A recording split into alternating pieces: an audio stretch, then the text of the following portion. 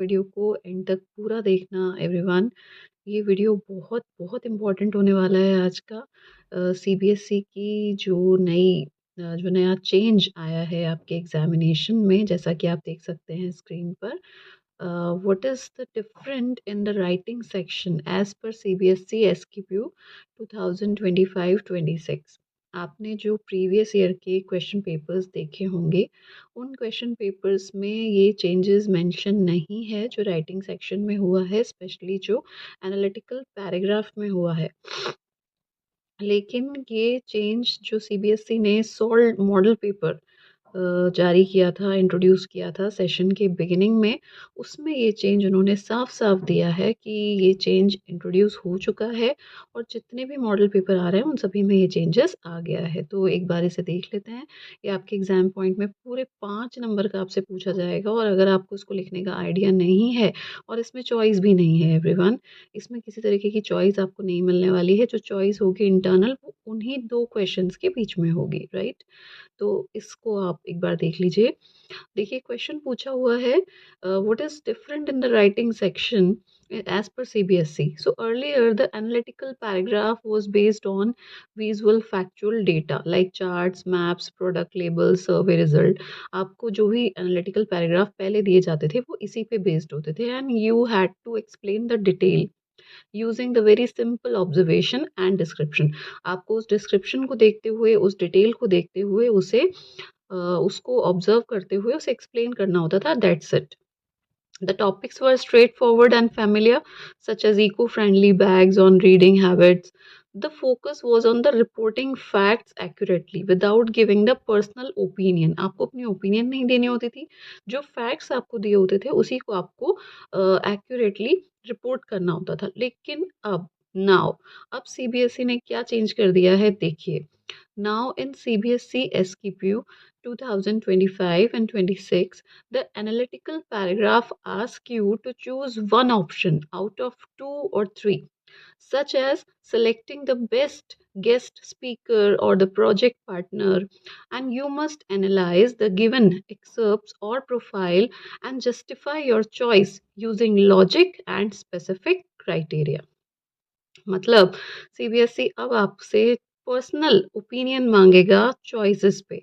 जैसे कि आप अपनी चॉइस, जो आपकी चॉइस है उसको आप क्यों प्रेफ़रेंस दे रहे हैं, किस ग्राउंड पे प्रेफ़रेंस दे रहे हैं। जैसे कि आपको 3 चॉइसेस दे दी, 3 ऑप्शन दे दिए। आपको बेस्ट स्पीकर चूज़ करना है या बेस्ट प्रोजेक्ट पार्टनर चूज़ करना है। तो आपको उसको किस बेसिस पे एनालाइज़ करना है और अपना आंसर कैसे जस्टिफ़ाई करना है लॉजिकली और क्राइटेरिया के अंदर।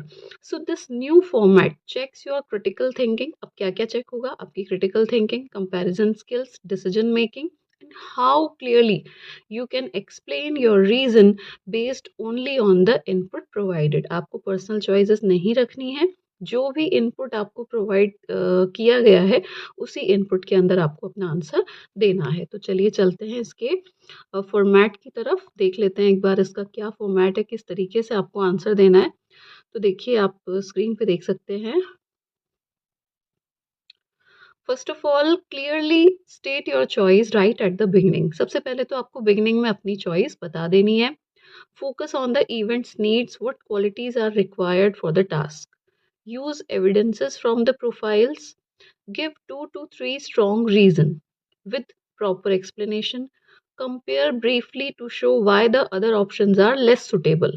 आपको ये भी बताना है कि दूसरे ऑप्शंस कम सुटेबल क्यों हैं। Next is keep the tone formal logical. आपको अपनी जो टोन है उसे फॉर्मल रखना है, लॉजिकल रखना है। Do not include any personal opinion. जैसा कि मैंने पहले भी बोला आपको, base everything on the information given and stick to the word limit that is usually around 60 to 120 words, right? Now इसका इंट्रोडक्शन भी देख लेते हैं everyone.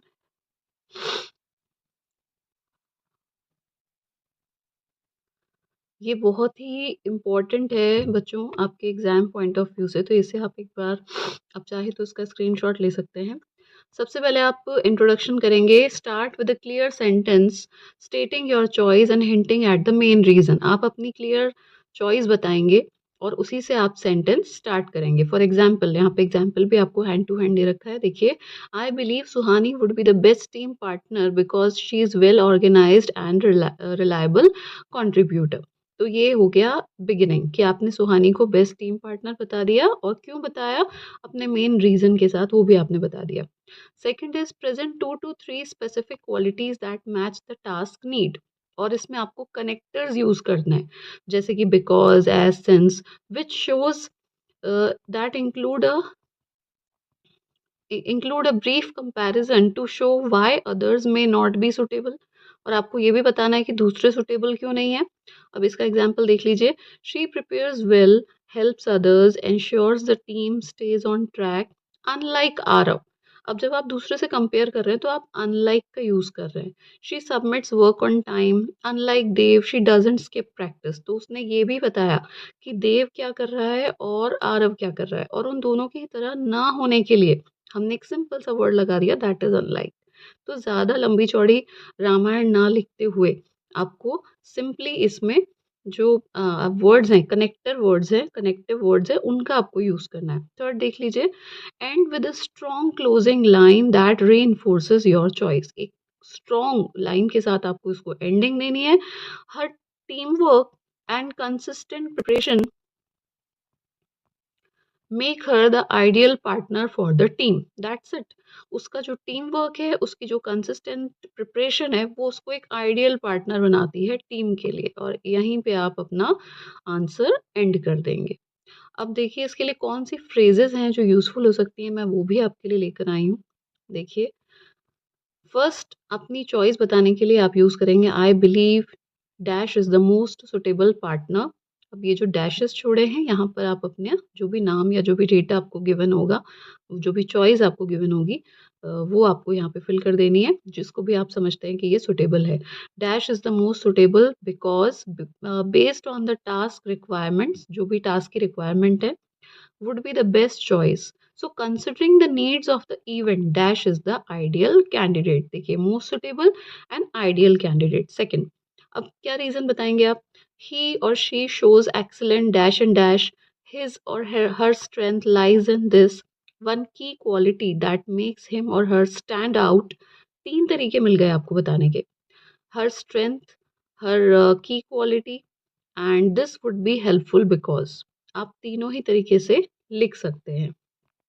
Next is making comparison. CBSE बोल रहा है अपने फॉर्मेट में, वो कह रहा है कि आपको कंपैरिजन करना है, तो आप कंपैरिजन करेंगे while one or dash is good at dash he or she struggles with. भले ही वो दोनों अच्छे हैं, लेकिन वो दोनों स्ट्रगल कर रहे हैं। अगर आपको ऐसा नहीं लिखना तो आप लिख सकते हैं कि unlike dash, dash is more dependable. यहाँ पर दो नाम आएंगे बच्चों, पहला आएगा जिसको आप नहीं वर्दी मानते, और दूसरा जिसको आप वर्दी मान रहे हैं। Compare to the other, third तरीका है, compare to the other dash matches the task better. और कंक्लूजन, जो कि बहुत ज़रूरी है, देयर फॉर। यहाँ पर आप यूज़ करेंगे देयर फॉर। देयर फॉर आपके लिए पूरा टोटल सम अप कर देगा कि therefore that would be the best person for the role. जो भी रोल है टीममेट का है या जिस भी पर्टिकुलर जो भी पर्टिकुलर रोल है। So in conclusion, dash is the most reliable and effective option. Reliable option होगा, इफेक्टिव ऑप्शन होगा, आइडियल ऑप्शन होगा। So hence I strongly recommend choosing dash. बहुत ही बेहतर लाइन है। अगर आपको 5 नंबर बहुत आसानी से गेन करना है, 4.5 to 5, तो आप इन लाइन्स का, इन वर्ड्स का यूज़ करके बहुत अच्छे से अपने एनालिटिकल चॉइस बेस्ड पैराग्राफ को कंप्लीट कर सकते हो, अच्छे मार्क्स ले सकते हो। सो आप चाहें तो इसका स्क्रीनशॉट भी ले सकते हैं। Always match the person's strength to the specific demands of the task. It's not about who is best overall। ये पैसेज आपसे ये नहीं पूछ रहा है, पैराग्राफ ये नहीं पूछ रहा है आपसे कि कौन बेस्ट है। It's about who is best for this particular role. इस रोल के लिए यहाँ पर कौन बेस्ट है, ये पूछा जा रहा है आपसे, राइट। तो ये था हमारा नया चेंज, नया बदलाव जो सीबीएसई ने इंट्रोड्यूस किया है। अगर आप चाहते हैं कि इसी तरीके के और इम्पोर्टेंट पॉइंट्स मैं आप लोगों के लिए लेकर आऊँ, तो चैनल को आप लाइक कर दीजिए, सब्सक्राइब कर दीजिए। Till then goodbye. तैयारी को बहुत अच्छे से करिए और आप बहुत बेहतर कर सकते हैं, ऐसा मेरा बिलीव है। सभी लोग बहुत बेहतर करेंगे और 2026 के एग्ज़ाम को बहुत बेहतर तरीके से देंगे। Please like and subscribe my channel. Till then goodbye, take care.